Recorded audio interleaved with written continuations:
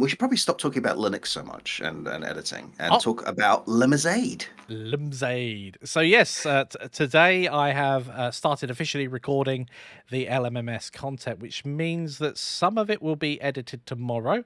I will only be around for half a day tomorrow to do editing, so um, those bits will start being uploaded. So tomorrow you should see coming to a course near you.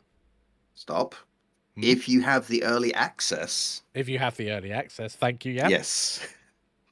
We need to be very careful about that because part of the thing that some of the okay, let's go back. If you backed our Kickstarter, because if you don't know what we're talking about, for our action RPG courses, part of that is the music course, which is being done in Yeah, LMMS, which stands for LMMS. I don't know if it actually stands.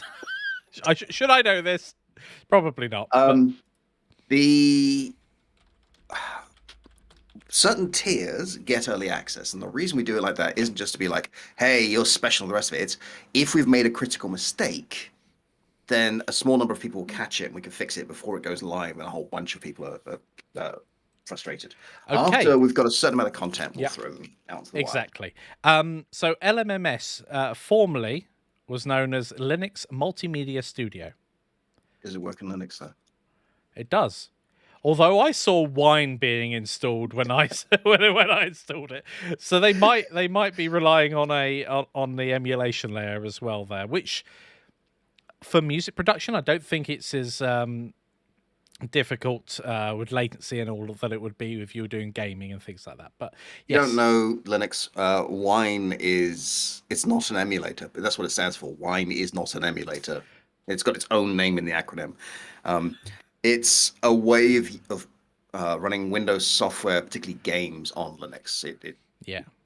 does a whole Um, bunch of things in the back end. So one thing I have discovered whilst playing with Linux today, moving into LMMS, and for anybody just joined us, it would be great to know if you use Linux yourselves. I have discovered there are that most of LMMS runs absolutely fine, but when it comes to installing VSTs, that's not always the case. For a start, they require a .dll file on the Windows file system, which is a Windows I should say dynamic we're linked really library. heavy on the jargon in this episode. Ah, yeah, welcome. So a virtual instrument is, as it sounds, it's an extra thing that you can add to LMMS. In this case, an instrument. It could be a drum kit, could be a whole orchestra. It can vary depending on what it is. It can also be an effect. It's a way of plugging in extra functionality. And the VST, which I think is virtual something instrument or so, VSTI, I think is the full name of it. It's just a way of expanding the functionality of any digital audio workstation that supports them. However, they have to be written with the operating system in mind as well. So you may find that certain plugins just don't work with Linux. Now, I've read through a lot of forum posts and blog posts today of how to get this specific one up and running using Wine emulation layers and other things to try and get them working. But I think it's going to vary from VST to VST of which ones are successful and which ones are not, unfortunately.